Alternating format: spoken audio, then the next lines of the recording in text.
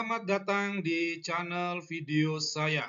Kalau kita memperhatikan di media sosial, seringkali kita menemukan tayangan-tayangan video dari umat Islam yang sibuk membahas tentang kekristenan, khususnya Alkitab.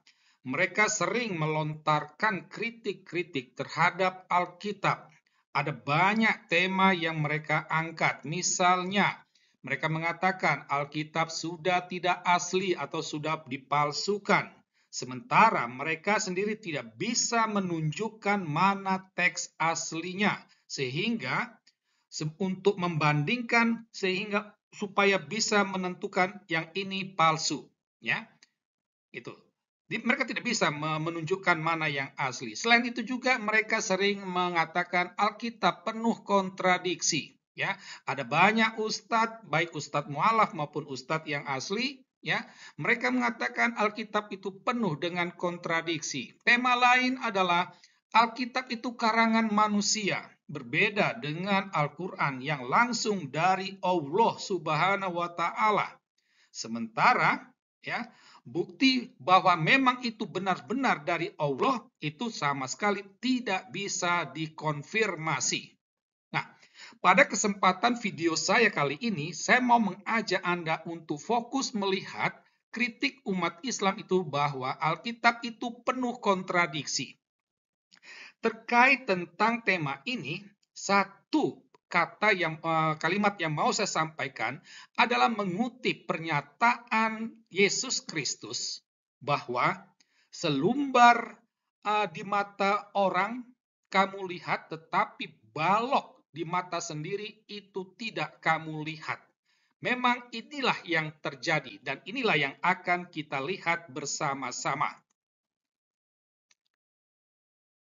Nah, satu fakta yang perlu kita pertanyakan kepada saudara-saudari Muslim, benarkah Al-Quran itu tanpa kontradiksi?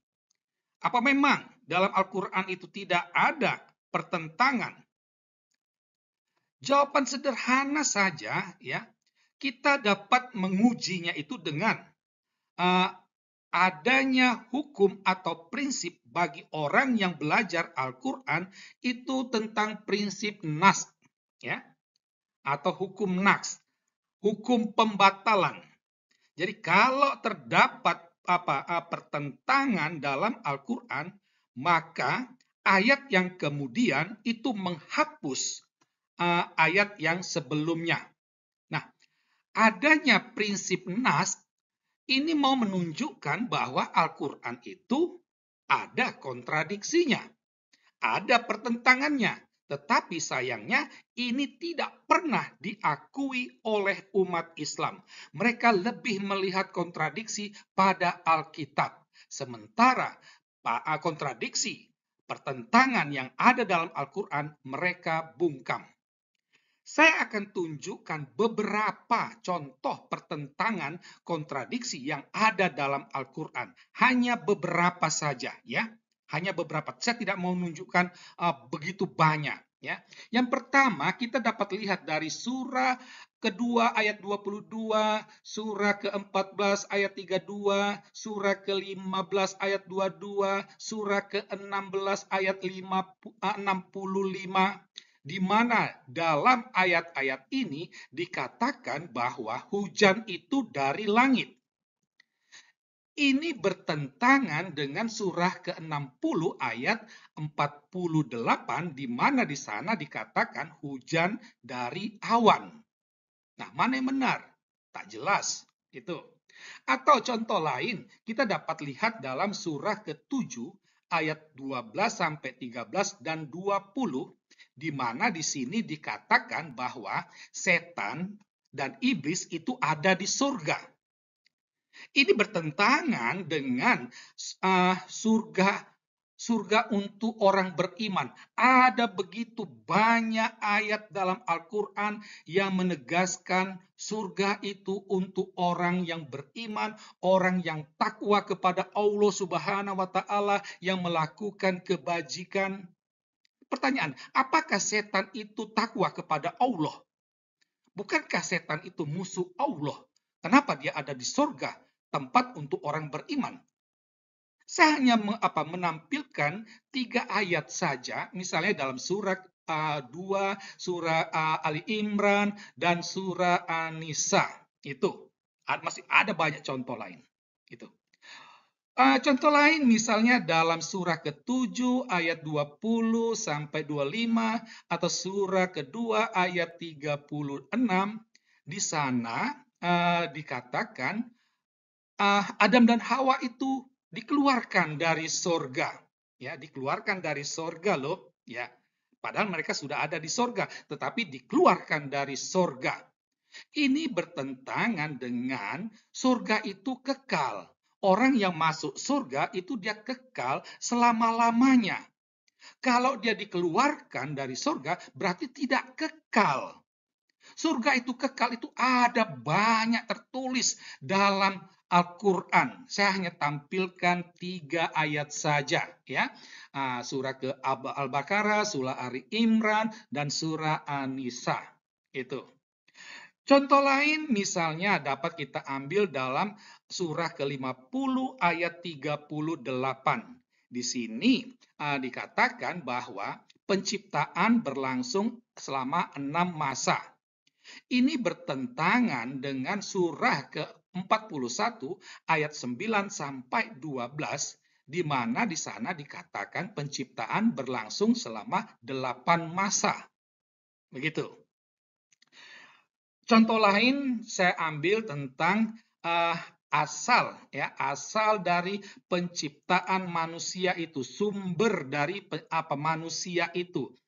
Saya hanya mengutip 3 ayat saja. Sebenarnya ada beberapa lebih dari 5 ayat itu, yang semuanya saling bertentangan. Saya hanya mengutip 3. Surah 22 ayat 5, 25 ayat 54, surah ke-40 ayat 67. Di mana di sini dalam surah kedua, manusia itu dari tanah, setetes mani, segumpal darah, segumpal daging. Sedangkan dalam surah ke-25 di sana dikatakan manusia itu dari air. Tidak ada setetes mani, tidak ada tanah, tidak ada darah, tidak ada daging.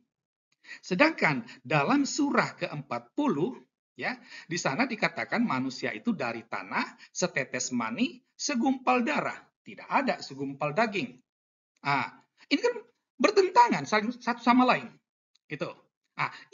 Ini contoh ya, beberapa contoh bukti bahwa dalam Al-Qur'an itu terdapat kontradiksi. Nah, sekarang saya mau mengajak Anda untuk melihat ya, bagaimana menyikapi kontradiksi dalam Alkitab. Ya, umat Islam sering mengkritik Alkitab penuh dengan kontradiksi. Namun, satu hal yang perlu kita yang pertama ya, sekalipun ya kontradiksi dalam Al-Qur'an itu terjadi karena sumbernya berbeda-beda, sehingga itu adalah hal yang wajar. Ya, kalau seorang guru menjelaskan suatu penjelasan di kelas, pasti penangkapan murid-muridnya itu berbeda-beda. Ya, tidak mungkin bisa sama.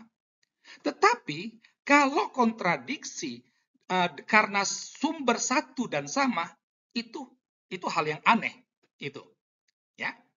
Nah, sumber dari Al-Qur'an itu adalah satu dan sama, yaitu Allah Subhanahu wa Ta'ala. Karena itu, jika dalam Al-Qur'an terdapat kontradiksi, maka yang perlu dipertanyakan itu adalah Allah-nya. Jangan-jangan Allah itu pelin-pelan, atau Allah ini tidak jelas, atau Allah ini bodoh, atau juga Allah ini tidaklah sempurna. Mana yang kita tidak tahu. Tetapi yang pasti itu. Ya, kalau kontradiksinya bersumber dari satu, masa dari satu dan orang yang sama menghasilkan informasi yang berbeda-beda, ini kan aneh. Gitu, ya. Nah, poin yang kedua yang perlu disadari adalah sekalipun ya umat Islam sering mengatakan Alkitab itu penuh dengan kontradiksi, tetapi faktanya adalah moralitas Alkitab jauh lebih unggul daripada Al-Quran. Ya, jauh lebih unggul. Ini fakta tak terbantahkan. Demikianlah tinjauan kami terkait seringnya orang Islam mengkritik Alkitab penuh dengan kontradiksi. Sekian dan terima kasih.